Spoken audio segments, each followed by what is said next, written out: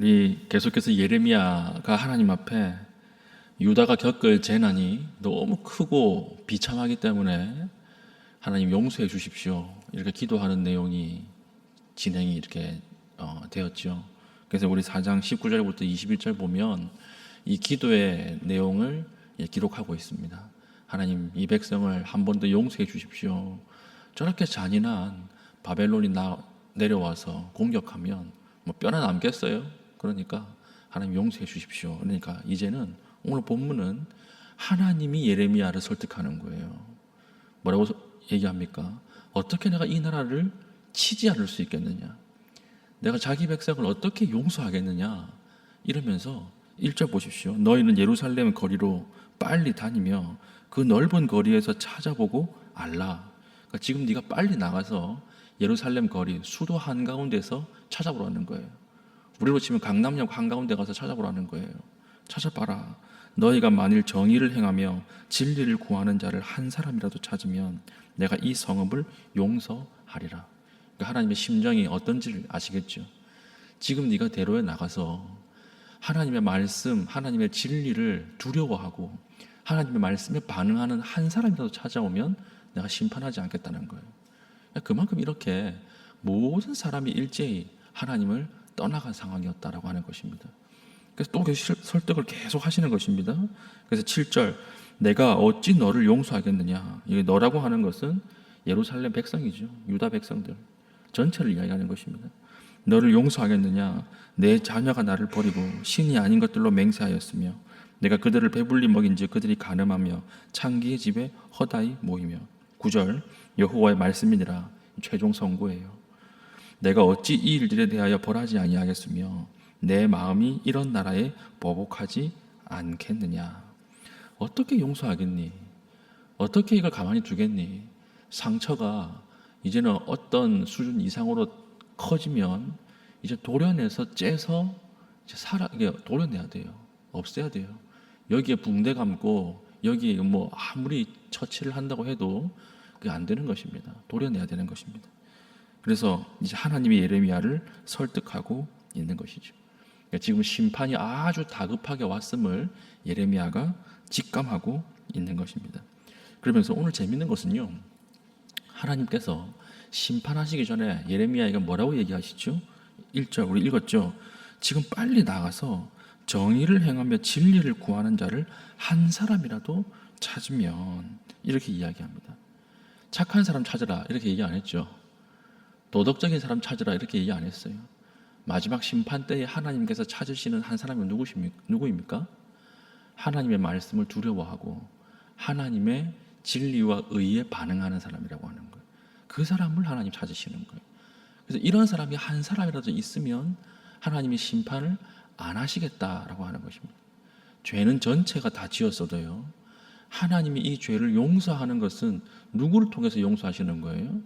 하나님의 말씀을 두려워하고 진리를 따르는 한 사람. 모든 심판이 다 똑같습니다. 우리 창세기 18장 보면 소돔과 고모라 이야기가 나오죠. 근데 아브라함이 기도해요. 아브라함이 기도하니까 10명까지 낮아지잖아요. 그래서 하나님께서 10명만 의인으로 있어도 내가 소돔과 고모라를 벌하지 않겠다, 심판하지 않겠다, 이렇게 말씀하고 있습니다. 왜 10명이냐? 가족의 최소 단위이기 때문에 그래요. 가족의 최소 단위, 가장 적은 사람만 있어도 내가 소돔과 고모라 심판 안 한다. 우리는 심판을 당하고 무너질 때 죄가 많아서 심판당한다고 생각하죠. 아니에요. 죄가 많아서 심판당하지 않습니다. 죄는 원래 많아요. 죄는 원래 가득했어요. 창세 때부터, 인간이 생겨난 이후부터 죄는 원래 관영했습니다. 그럼 왜 심판당할까요? 기도하는 의인 10명이 없기 때문에 심판당하는 거예요. 어떤 한 나라가 무너지고 가정이 무너지고 개인이 무너지는 것은 기도하는 한 사람이 없어서 하나님 앞에 심판을 당하는 것이지, 죄가 깊기 때문에 심판을 당하는 것이 아니다라고 하는 것입니다. 그래서 창세기 18장에 소돔과 고모라가 심판당하는 이유는 의인이 없어서 심판을 당한 것이고요. 똑같은 말이 또 있어요. 에스겔 22장 30절 보면요, 이 땅을 위하여 성을 쌓으며 성 무너진 데를 막아서서 나로 하여금 멸하지 못하게 할 사람을 내가 그 가운데 찾다가 찾지 못하였으므로, 하나님의 은혜에 반응하는 사람을 찾다가 찾지 못한 결과가 무엇이냐? 내가 내 분노를 그들 위에 쏟으며 내 진노의 불로 멸하여 그들 행위대로 그들 머리에 보응하였느니라. 그러니까 에스겔 시대에 망한 것도 왜 망했습니까? 하나님께서 의를 찾다가 마지막에 한 사람도 찾지 못했기 때문에 멸망했다, 이렇게 이야기하는 것입니다. 이게 굉장히 중요한 메시지죠.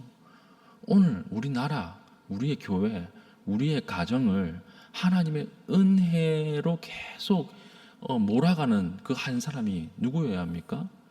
바로 오늘 저와 여러분들이어야 한다는 것입니다. 오늘 여러분 기도하러 나오셨잖아요. 여러분들이 기도하는 그 순간에, 기도하는 그 의로움을 보시고 하나님이 심판을 연기하시고 막으시고 은혜를 베푸신다라고 하는 것입니다. 이 굉장히 중요한 메시지예요. 그러므로 우리에게 어떤 멋있음이 있어야 되겠죠. 내가 기도하니까 안심하라. 내가 기도하니까 조국이여 안심하라. 내가 기도하니까 너희들은 안심하라. 이런 모습이 있어야 한다라고 하는 것입니다. 우리가 그 한 사람 되어야 한다라고 하는 것이죠. 그래서 아브라함에게 하나님께서 나는 너에게 상급과 방패가 되어줄 것이다, 이렇게 약속하잖아요. 상급은 이해가 돼요. 애굽의 파라오가 이거 재물을 많이 주겠다고 했는데 그거 안 받고 왔거든요. 하나님이 내 상급이기 때문에 당신이 주는 재물은 필요 없습니다. 여기에 하나님 감동하셔서 내가 너에게 상급이 되어주겠다, 내가 너의 재물이 되어주겠다, 이 말씀을 하셨습니다. 약속하신 거죠. 그런데 뒤에 방패는 뭘까요? 방패. 이거 예전에 한번 설교했었죠. 방패라고 하는 것은 그 당시에 공동체를 보호하는 도구였습니다. 전쟁 나갈 때 칼 한 자로 방패 한 자로 주지요. 근데 칼 잊어버리면 용서해요, 장군이. 방패 잊어버리면 사형입니다. 고대 전쟁에서 그랬어요. 왜 그랬을까요? 고대 전쟁은 진을 딱 이루어서 싸우는데 병사 한 명의 방패를 잃어버리면 어떻게 될까요? 진이 붕괴되는 거예요. 그쪽에 구멍이 딱 나면 모든 적들이 그 구멍으로 다 들어오면 진 전체, 군대 전체가 다 몰살하는 것입니다. 그러니까 철저하게 자기 방패를 사수하게 만들었던 거예요. 칼은 잃어버려도 방패를 잃어버리면 안 돼요. 사형이에요. 그런데 이 상황에서 하나님이 방패가 되어주겠다라고 하는 것은 무슨 약속일까요? 아브라함의 의로움, 아브라함이 하나님을 신실하게 의지하는 것을 바라보고 하나님이 그 아브라함의 가정 공동체 전체를 다 보호하겠다는 거예요. 하나님이 아브라함이 속한 모든 자녀들, 친척들, 그 가정 공동체를 다 보호하겠다라고 하는 하나님의 약속입니다. 그러니까 한 사람만 제대로 서 있으면 돼요. 한 사람만 하나님 앞에 의로운 자로 서 있으면 돼요. 그걸 방하지 않아요. 그 한 사람이 오늘 내가 되어야 하지 않겠습니까? 그 한 사람이 오늘 우리가 되어야 하지 않겠습니까? 그러니까 믿지 않는 사람에게 아무리 회개하라고 해봤자 소용없어요. 안 믿는데 어떻게 회개합니까? 누구한테 회개를 해요? 회개는 누가 하는 거예요? 우리가 하는 거예요. 우리가 그들의 죄를 대신 지고, 우리가 그들의 약함을 대신 지고 회개하면 하나님이 심판의 손을 올렸다가도 무릎 꿇는 그 한 사람을 바라보고 다시 내리는 거예요. 다시 용서해 주는 거예요. 그래서 우리 때문에, 기도하는 한 사람 때문에 그 가정이 보호를 받고 교회가 보호를 받고 나라 전체가 보호를 받는 것입니다. 오늘 이 심판의 원리, 하나님의 원리를 깊이 마음속에 우리가 깨달았다가 오늘 기도합시다. 우리가 기도하는 가운데 우리가 이 한 사람 되게 해주십시오. 하나님이 찾으시는 한 사람, 마지막 때에 심판이 가까웠을 때 하나님의 마음을 여름날 얼음 냉수와 같이 시원케 하는 사람, 그 한 사람으로 내가 서게 하여 주시옵소서. 나의 의로움으로 나의 자녀들이, 나의 남편이, 나의 친지가, 나의 이웃이, 나의 나라가 구원받고 복받는 축복의 통로로 삼아 주십시오. 이렇게 기도하고 여러분들이 축복의 통로 한가운데로 쓰임받는 믿음의 신실한 갈매기의 교되기를 축복합니다. 아멘. 기도하겠습니다. 하나님, 정의롭고 진실하여서 하나님이 찾으시는 그 한 사람이 내가 되게 하여 주시옵소서.